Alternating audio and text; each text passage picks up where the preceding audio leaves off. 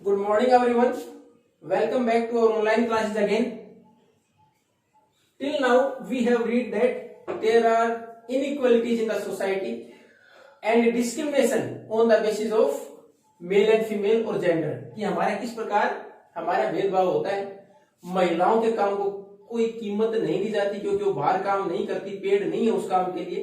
They are not paid for the work which is done inside the house. जो घर पर काम करते उसके लिए पे नहीं किया जाता, इसलिए वैल्यू भी नहीं समझते उस काम की। जबकि जिम्मेवारी कितनी सारी हैं कि हमारे यहाँ खाना बनाना, कपड़े धोना, साफ सफाई करना घर की, और उसके साथ साथ सिलाई कढ़ाई whatever requirements by the children as well as by the elder ones, उसके साथ बच्चों की देखभाल करना, ये सारी जिम्मेवारियां महिलाओं को, उसके बावजूद उनके साथ बराबर का व्यवहार नहीं होता। अब हमारे पास नेक्स्ट टॉपिक है वुमेन एंड इक्वलिटी। कि महिलाओं के लिए बराबरी का सम्मान दिलाने के लिए, बराबरी का व्यवहार करने के लिए क्या कुछ किया जाए।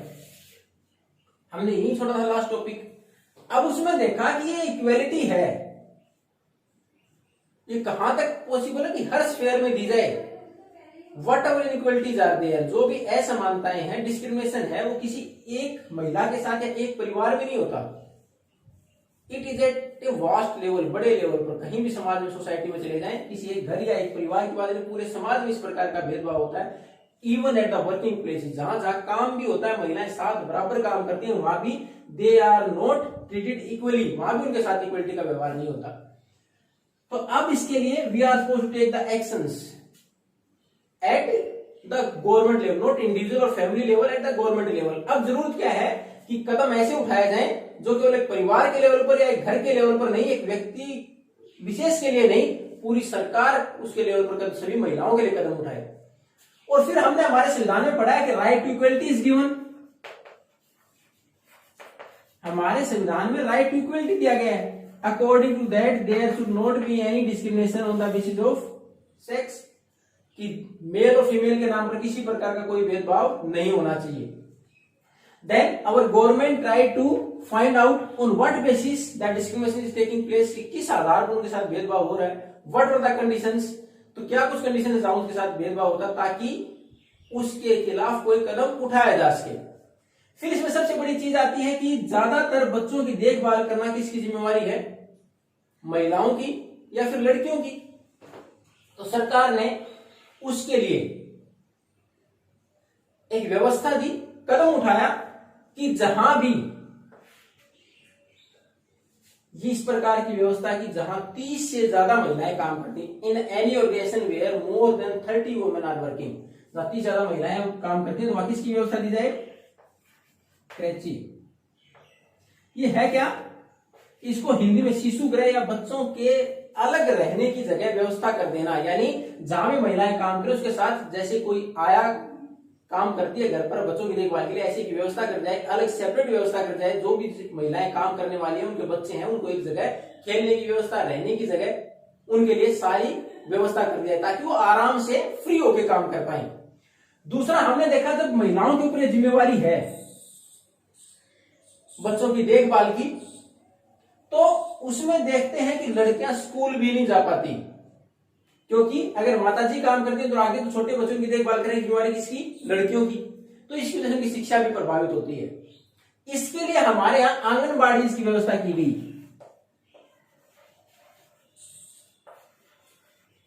ये ज्यादातर गांव के अंदर, लगभग हर गांव में, जो बड़े गांव वहां से 2 से 3 की व्यवस्था सेंटर भी बना दी जाती है इसके, ताकि महिलाएं आसानी से वहां काम भी कर पाए। और दूसरा, हमारे यहाँ जो राइट टू प्राइमरी एजुकेशन जो दिया गया, एलिमेंट्री एजुकेशन दिया गया, उसके तहत इनके अंदर शिक्षा की व्यवस्था भी की गई है। उसके साथ साथ जो मिड डे मील मिलता है स्कूलों में, उसकी व्यवस्था भी की गई ताकि महिलाओं को शिक्षा से दूर भी न रहना पड़े, जो लड़कियां हैं वो शिक्षित भी हो पाए, और दूसरा अपनी जिम्मेवारी ढंग से निभा पाए। उसके साथ साथ उनके ऊपर एक बर्डन ये भी न रहे कि हमें खाना प्रोवाइड कराना, वो बाहर काम न कर पाए, तो वहां मिड डे मील की व्यवस्था भी की गई है। दूसरा, हमारे इसको और आसान बनाने के लिए काम क्या किया गया कि जहां 30 से ज्यादा महिलाएं होंगी, वहां हमारे पास संविधान के अनुसार व्यवस्था कर देगी सरकार के द्वारा कि वहां उनके लिए बच्चों को रखने की अलग व्यवस्था दी जाएगी ताकि वो बच्चे आराम से वहां खेले कूदे और उनको परेशान न करें, उनको बाहर काम करने का मौका भी मिले।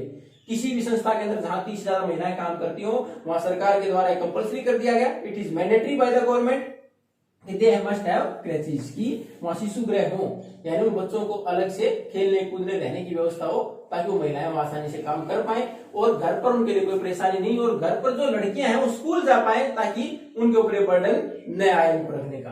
तो ये हमारे यहाँ महिलाओं के लिए समानता के अवसर को प्रदान करने के लिए सरकार ने व्यवस्था दी। अब हमने तो कंप्लीट लेसन था स्टार्टिंग से उसको पढ़ा कि हमने शुरुआत में देखा था growing up as boys and girls की किस प्रकार लड़के और लड़की जिस प्रकार बड़े होते चले जाते हैं किस प्रकार उनको अलग अलग व्यवहार सिखाया जाता है, किस प्रकार हमें ये बोला जाता है कि the girls are supposed to speak soft, कि वो विनम्रता से व्यवहार करें। उसके साथ साथ हमने देखा मध्य प्रदेश का एग्जाम्पल अगर हमने दिया था उसमें देखा था कि after 5th onwards from 6th standard से हमने देखा there are separate schools for boys and girls, की लड़के और लड़कियों के अलग स्कूल बना दिए गए। उसमें भी लड़कियों को एहसास कराया गया दे रिक्वायर्ड सिक्योरिटी, उनको सुरक्षा की ज्यादा जरूरत है। उसमें देखा उनके लिए प्ले ग्राउंड की जगह एक कोर्ट यार्ड बीच का आंगन किया गया, इसमें वो खेले ताकि तो वो सेफ रहे, चारों तरफ ऊंची ऊंची दीवारें।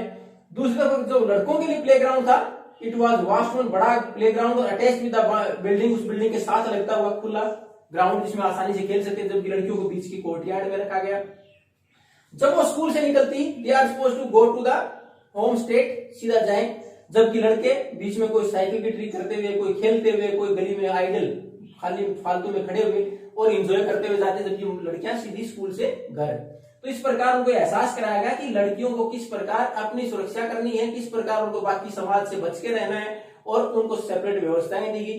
शुरू से उनको खिलौने के तौर पर आपने देखा था लड़कियों ज्यादातर they are provided with doll, कि उनको खिलौनों के तौर पर भी गुड़िया ला दी जाती है, ताकि जबकि लड़का होता है उसको other instruments which make him bold, कि थोड़ा सा उसको साहसी है, ओपन माइंडेड बनाए कि किस प्रकार बाहर के वातावरण में काम करना है।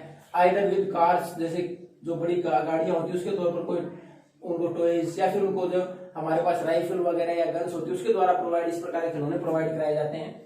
तो शुरुआत से ही फिर उनको ड्रेसअप के तौर पर भी देखा जाता है कि लड़कियों को अलग ड्रेसअप शुरुआत से ही पढ़ाई जाती है कि आपको इस प्रकार के कपड़े पहनने हैं, लड़के को इस प्रकार के कपड़े पहनने हैं, फिर किस प्रकार उनको बात करनी है व्यवहार में। ये सारी चीजें बहुत शुरुआत से ही सिखाई जाती हैं भारत समाज में, और ये हमारे अंतर पैदा करती हैं। फिर धीरे धीरे उसी माइंड सेट के साथ हम आगे बढ़ते हैं और वो समाज में धीरे धीरे डिस्क्रिमिनेशन का रूप लेते हैं, भेदभाव का रूप ले लेती हैं। फिर हमने देखा महिलाओं के काम की, उस काम की कोई कीमत नहीं जो घर पर करती हैं, जैसे हमारी माताजी हमारे लिए करती हैं सुबह से शाम तक, उस काम की कीमत इसलिए समझते we are not going to pay, क्योंकि उसके लिए हमें पैसा नहीं देना पड़ता। केवल काम की कीमत हम उसकी मानते हैं जिसके लिए पे करना पड़ता हो, या फिर we are going to earn, जो कमाने के लिए किया जाए।